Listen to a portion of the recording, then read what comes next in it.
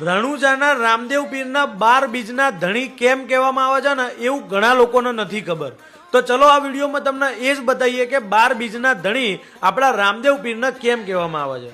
હવે જો જૂનો ઇતિહાસ જોવા જઈએ તો એવું કહેવાય કે રામદેવ પીરનો જન્મ આજથી આશરે 600 વર્ષ પહેલા રાજસ્થાનના બાડમેર જિલ્લામાં આવેલા રામદેવરા નામના ગામમાં થયો હતો। એમના પિતાનું નામ અજમલરાય અને માતાનું નામ મિનળદેવી હતું। એમ કહેવાય છે કે રામદેવ પીર સાક્ષાત દ્વારકાધીશ એટલે કે ભગવાન શ્રી વિષ્ણુના અવતાર હતા અને એવું કહેવાય છે કે સ્વયં ભોળાનાથ ભગવાન પણ રામદેવ પીરના દર્શન કરવા આવ્યા હતા અને એમને જ તે રામદેવ પીરનો ભમ્મર ભાલો, ગુગલ ધૂપ, ભસ્મ, ધોળી ધર્મ ધજા અને આદિ પંથની અલખની જોડી ભેટ આપી હતી। એક કથા અનુસાર 12 સંપ્રદાયના ગુરુઓએ રામદેવ પીરનો મહિમા જાણી એમની કસોટી લીધી હતી અને એક જ સમયે પોતાના ત્યાં પાઠમાં પધારવા માટે આમંત્રણ આપ્યું હતું।